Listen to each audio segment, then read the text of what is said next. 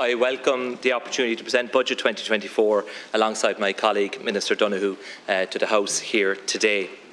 Budget 2024 is the first budget I will deliver as Minister for Finance. It is an enormous privilege to serve in this historic office, and I have a deep sense of the responsibility that comes with it. As Minister for Finance, it is my role, working with colleagues, to balance the needs of our society today while ensuring the well-being of our economy for generations to come. The budget will provide further support to individuals, families and businesses at a time when the cost of living is high. The budget will also provide for new investment in the public services on which we all depend, and continue to invest in the infrastructure we need for the future, including the largest home building programme for many decades. It will reaffirm the importance of our enterprise economy. It will ensure there is opportunity for all, while providing a safety net for those that need it. By any measure, Ireland is a modern, successful country, but we know we can do better, and we will. The annual budget is about setting out how we can help with the needs of today, but it is also about planning for the next 10, 20, 30 years. We have a window of opportunity now that we must grasp. Budget 2024 marks a step change in how we plan for the future by putting in place a long-term plan that will make the economic future safer for all. Today I am announcing two new funds. The Future Ireland Fund, with a potential to grow to over €100 billion by the middle of the next decade, will help to protect living standards and public services for current and future generations. Separately, €14 billion will be put aside in the Infrastructure, Climate and Nature Fund by 2030 to allow for sustained levels of investment in infrastructure in the event of economic downturns and to support climate and nature-related projects. These funds are vital to help future-proof our economy and our public finances, and I will outline more detail on these new funds shortly. Ceann Comhairle, this government has navigated the Irish economy through unprecedented challenges: Brexit, the pandemic, the war in Ukraine, and rates of inflation not seen for some 40 years. With the appropriate government support, our economy has rebounded strongly. There are many positives, including a country at full employment with a record high of over 2.6 million people at work. And this success should not be taken for granted or put at risk. However, we also acknowledge there are capacity constraints in the economy, and these are most obvious in the housing and the labour markets. Despite our positive economic performance, inflation continues to make life very difficult for many people. I welcome the fact that the rate of inflation has fallen, but I'm acutely aware that household budgets are stretched for many. That is why we are providing assistance in this budget, with an emphasis on those who need it the most. Ceann Comhairle, Budget 2024 is being framed against a backdrop of considerable global uncertainty, both economic and increasingly geopolitical. The outlook for the global economy has deteriorated, and as one of the most economically open countries in the world, international developments have immediate repercussions for Ireland. Our key export markets are experiencing an economic slowdown, and this has impacted on our recent export performance. While the Irish economy is in a strong position today, I am all too well aware of the potential risks that may materialise from global events or sectoral shocks. Ceann Comhairle, in the decade preceding the pandemic, inflation averaged just 0.5% per year. In 2022, inflation averaged over 8% across the year. This has a real bearing on the everyday lives of people and businesses throughout the country. The recent interest rate increases have also had a negative impact on many households and businesses. Thankfully, since this time last year, inflation has eased, with the most recent data showing inflation of 5% in September. I expect this trend will continue in the coming months, improving real household incomes and purchasing power. For many, the impact of inflation resulted in a deterioration in living standards in the last year. I expect living standards will improve for the vast majority in the next 12 months, with incomes growing faster than the rate of inflation. My department estimates an average inflation rate of just over 5.25% for this year. For next year, inflation of 2.9% is projected. We are now finally seeing a decline in consumer electricity and gas prices, albeit at a slower rate than we would like. And I know as we head into the winter, energy bills will be to the fore of people's minds. And this is why the government will once again be stepping in to provide direct help with household energy bills. My department estimates that modified domestic demand, MDD, a proxy for the domestic economy, will grow by 2.25% this year. For next year, we project it will also grow at the same rate. GNI Star, a deglobalised measure of national income, is projected to grow by 2% this year and next, broadly in line with the path for modified domestic demand. These forecasts have been endorsed by the Irish Fiscal Advisory Council. I am acutely aware that fiscal policy must be carefully designed with inflationary pressures in mind. Careful management of the public finances has allowed the government to provide €12 billion in direct assistance to help deal with the cost of living pressures since the beginning of last year. In Budget 2024, I believe we have struck the right balance between providing support for our economy and society while not unduly adding to inflation.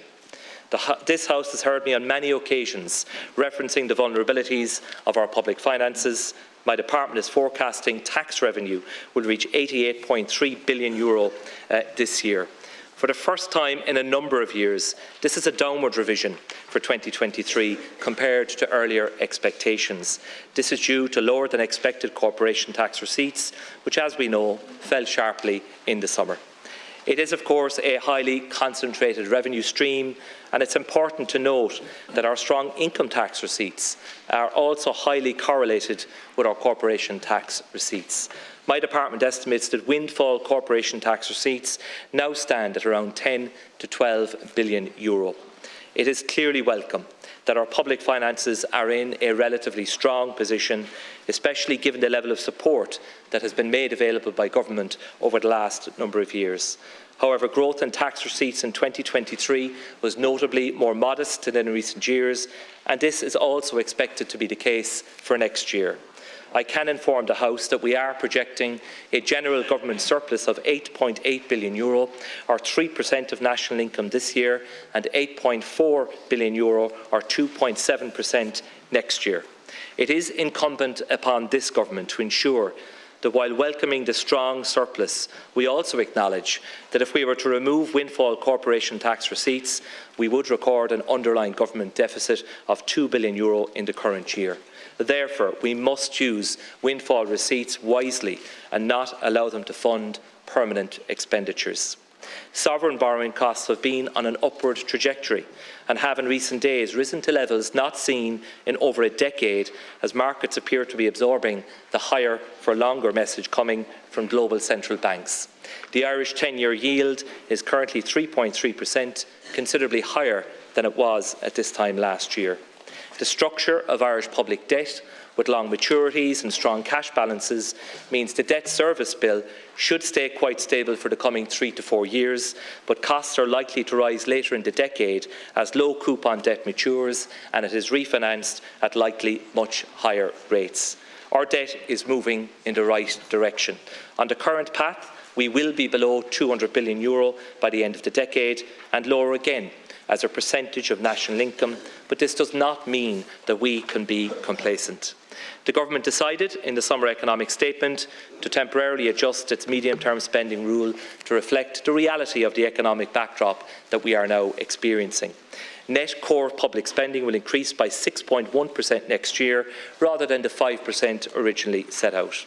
This decision reflects the fact that inflation is projected to be above trend for next year. Assuming inflation falls to more normal levels, core spending will be allowed to grow by 5% from 2025 onwards, in line with the medium-term budgetary strategy. Today, I am announcing a total budget package of €14 billion. Budget 2024 consists of a core expenditure package of just under €5.3 billion and a tax package of over €1.1 billion, a total core package of €6.4 billion. This is in line with the budgetary parameters set out in the summer economic statement last July. There is also a package of once-off cost of living measures of €2.7 billion, net of windfall revenues from the energy sector. In addition, there is non-core expenditure of €4.75 billion, including an additional €250 million for the public capital programme funded by windfall corporate tax receipts. I am announcing today, Ceann Comhairle, a personal income tax package to the value of €1.3 billion. As incomes rise, it is vital that adjustments are made to our personal tax system. In the absence of this, workers and many pensioners would experience an increase in the burden of tax in real terms, resulting in a drop in living standards. The competitiveness of our personal tax system is also a factor in inward investment decisions. I am therefore announcing the following changes. I am increasing the personal, employee, PAYE and earned income tax credits by €100 each. I am increasing the standard rate income tax cut-off point by €2,000 to bring the entry point to the higher rate of income tax to €42,000. I am reducing the 4.5% rate of USC to 4%, the first reduction in USC rates in 5 years. Following government approval this morning, as of 1 January next year, the national minimum wage will increase by €1.40 per hour to €12.70 per hour. Therefore, to ensure that such workers remain outside of the higher rates of USC, I will be raising the entry threshold to the 4% rate to €25,760 in line with the increase in the national minimum wage. A full-time worker on the minimum wage will see an increase in their net take-home pay of approximately €2,300 on an annual basis. The total value of the USC changes I am announcing today amounts to €350 million next year and €400 million in a full year.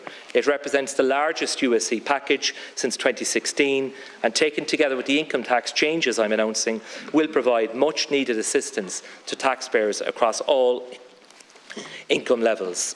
Taking the example of a single person earning €46,000 in 2024, they will see an increase of over €2,000 in their net income as a result of cumulative income tax and USC changes since 2021. This year's budget has a particular focus on tackling child poverty. I am making a number of further taxation changes to assist families with children. I am increasing both the home carer tax credit and the single-person child carer credit by €100 and increasing the incapacitated child tax credit by €200. I am extending the USC concession, which applies to those who have a medical card and earn less than €60,000 per year, for a further 2 years until the end of 2025. I will now address some of the other elements of the government's cost of living package, Ceann Comhairle. I am proposing to extend the 9% reduced VAT rate for gas and electricity for a further 12 months. It's estimated that consumers will save an additional €90 for electricity, and those who use gas will save an additional €62 on average during the 12-month extension. I am conscious that the price of petrol and diesel for motorists have increased in recent weeks, driven by volatility in international oil prices. I have therefore decided to defer the final tranche of the fuel excise increases, which are due to happen at the end of this month. I will restore the outstanding amounts of 8 cents on petrol, 6 cents on diesel and 3.4 cents on marked gas oil in 2 equal instalments on 1 April 2024 and 1 August 2024. I will introduce financial resolutions on both these matters later this evening. In last year's budget, the government introduced a rent tax credit to support renters. As of the end of September, over 290,000 rent tax credit claims have been made, with close to a €166 million claim to date, and I am pleased to be in a position to increase the value of the rent tax credit from €500 per year to €750 per year for 2024. In addition, I have decided to make an amendment to allow parents who pay for their student children who have tenancies in rent-a-room or digs accommodation to claim the rent tax credit. This will also be backdated to allow for claims to be made for the 2022 and the 2023 tax years. Ceann Comhairle, I am acutely conscious of the impact of rising interest rates and mortgage costs on many households. It is not possible or desirable for government to attempt to mitigate in full the impact of increased interest rates. However, what we have experienced in the past 14 months is exceptional in the history of monetary union. and 10 successive interest rate increases have put many mortgage holders under considerable pressure. I have therefore decided to introduce a one-year mortgage interest tax relief for homeowners with an outstanding mortgage balance on their primary dwelling house of between €80,000 and €500,000 as of the 31st of December 2022. Relief will be available in respect of the increased interest paid on the mortgage in the calendar year 2023 as compared with the amount paid in 2022 at a standard rate of 20% of income tax. The relief will be capped at €1,250 per property. Approximately 165,000 mortgage holders will benefit from this measure, with an estimated cost of €125 million. In relation to the benefit in kind regime, Ceann Comhairle, for company vehicles, I am extending for a further year the temporary universal relief of €10,000 to the original market value, which I announced earlier this year. And in order to encourage the use of electric vehicles for company car purposes, I am temporarily suspending the tapering of the preferential BIK relief. I am therefore maintaining the existing €35,000 original market value reduction for 2024 and 2025, and taken together with the extension of the universal original market value relief of €10,000, this measure will mean that an employee with an electric company vehicle will see an overall BIK original market value relief of €45,000 next year. Ceann Comhairle, on behalf of Minister of State Carol McNeill and myself, I am pleased to announce a 1% reduction to the Motor Insurers Insolvency Compensation Fund levy, benefiting up to 2.2 million policyholders on renewal from the 1st of January 2024. Ceann Comhairle, in the course of my work as a constituency TD for over 16 years, I have observed that many people do not fully claim all the tax relief that they are due. Revenue estimates that €180 million in refunds could potentially be due to taxpayers for 2022 alone. I will shortly be launching an extensive public information campaign with Revenue to raise awareness of the range of tax credits and reliefs available to PAYE taxpayers to ensure that people can avail of their full entitlements and receive any refunds that are due.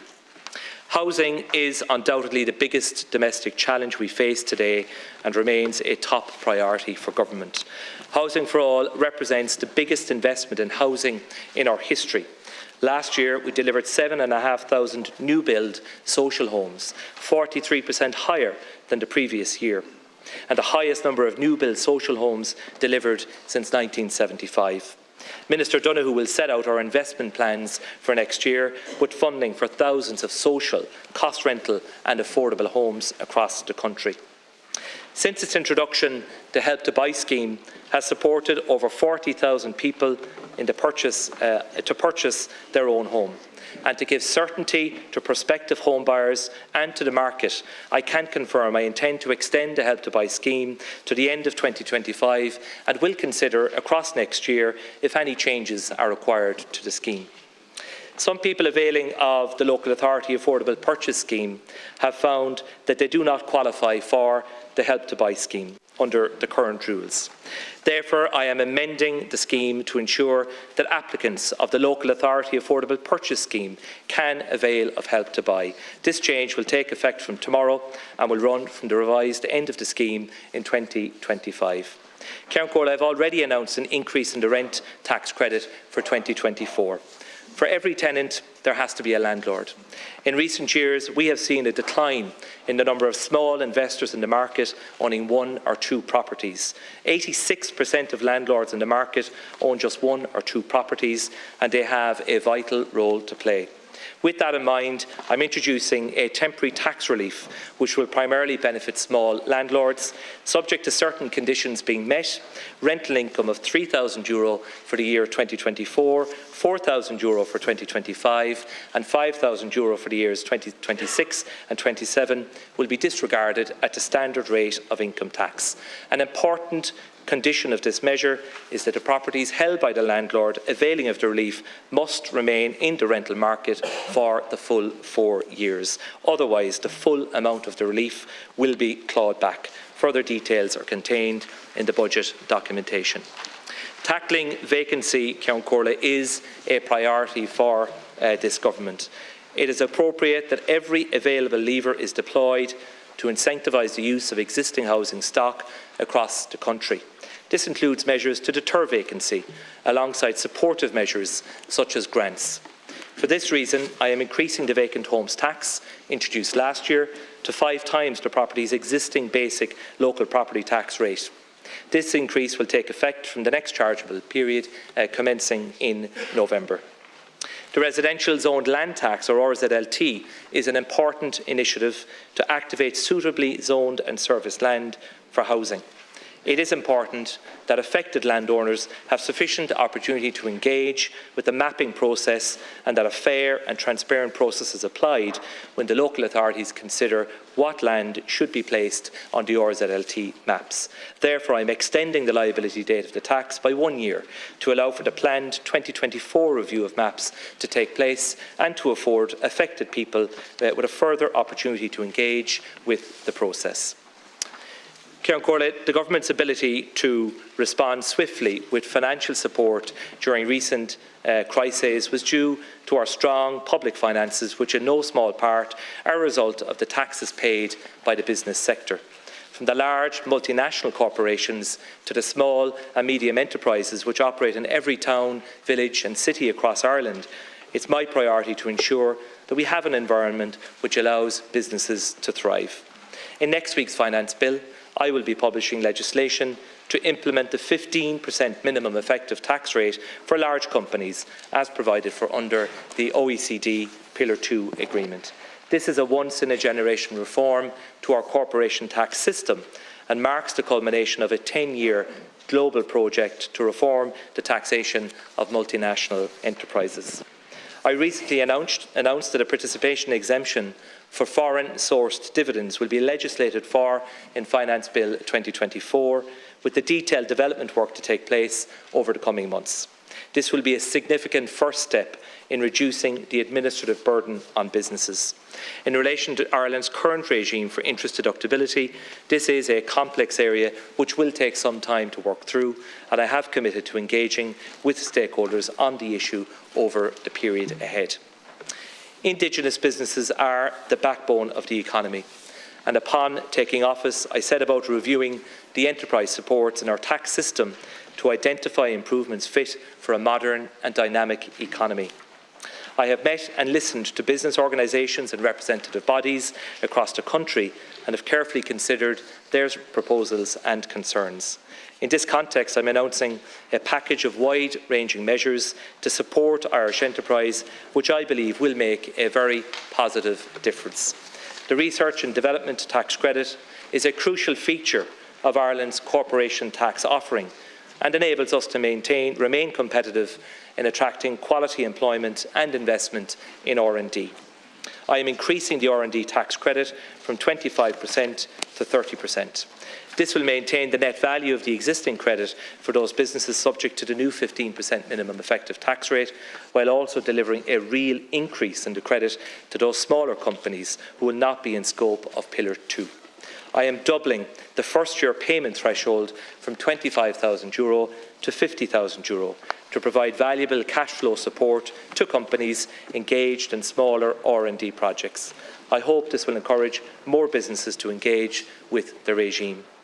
My department has completed a cost-benefit analysis of revised entrepreneur relief, which was published today with the budget papers.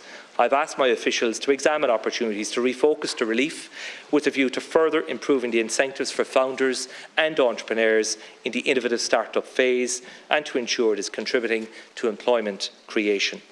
I am today announcing a new targeted capital gains tax relief for angel investors in innovative start-up SMEs. This aims to assist SMEs in attracting investment and make Ireland a more attractive location for angel investment. It will allow angel investors to benefit from a reduced rate of capital gains tax when they dispose of a qualifying investment for gains up to twice the value of their investment. The Employment Investment Incentive Scheme provides SMEs and start-ups with an alternative source of funding. I will be enhancing the scheme by standardising the investment period to 4 years for all investments and doubling the amount an investor can claim relief on for 4-year investments to €500,000. These enhancements will help unlock more equity investment in smaller, early-stage businesses, which are typically those that are most in need of funding.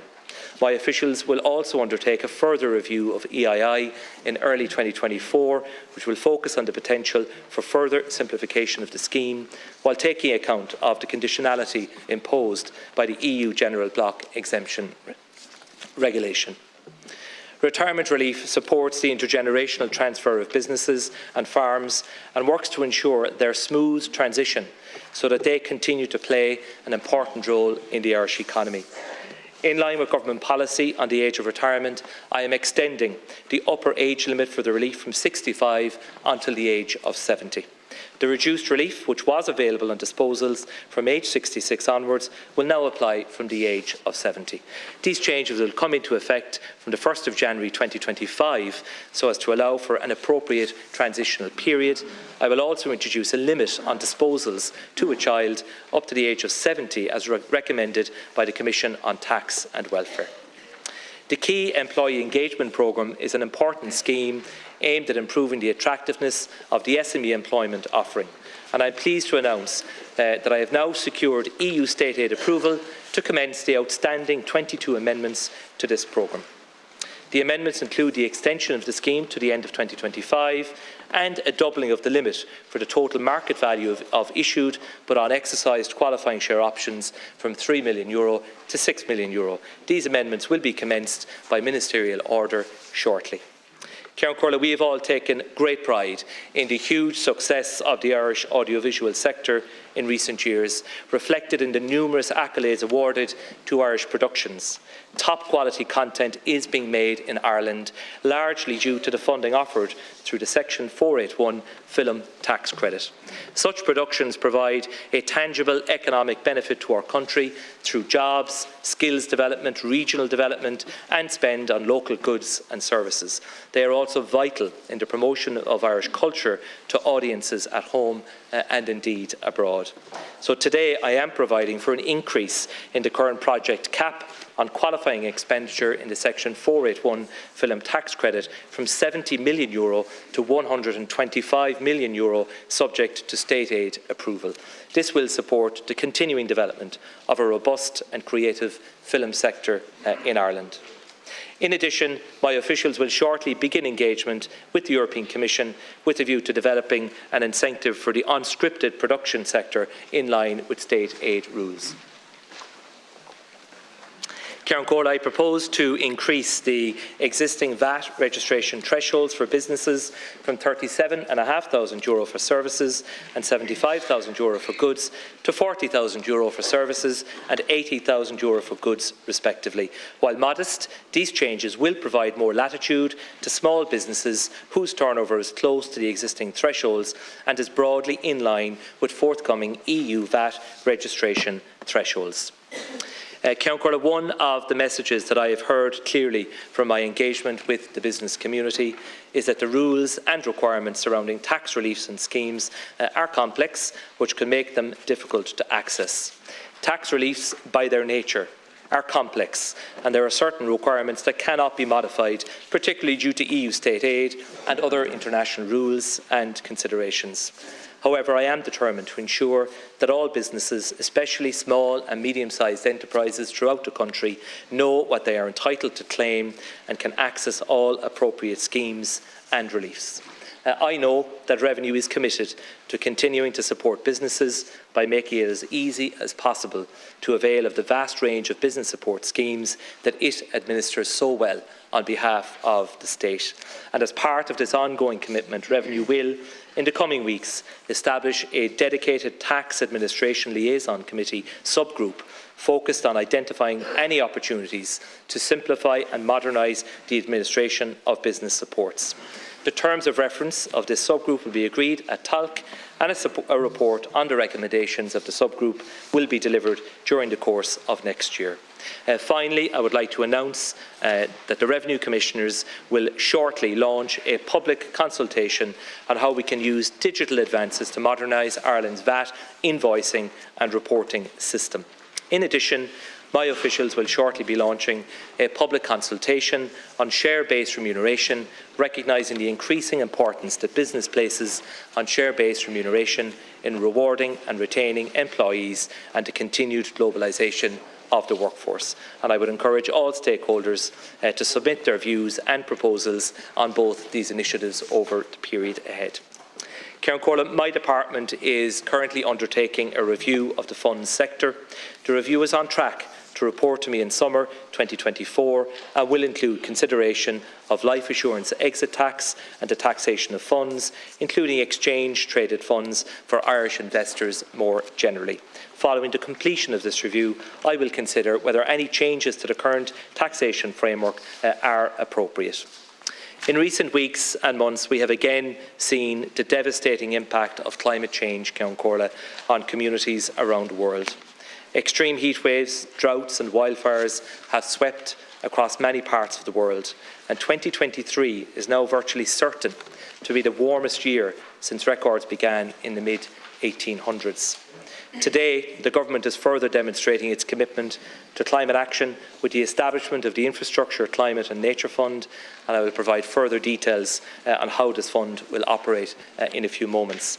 But first, I want to outline a number of climate-related taxation measures.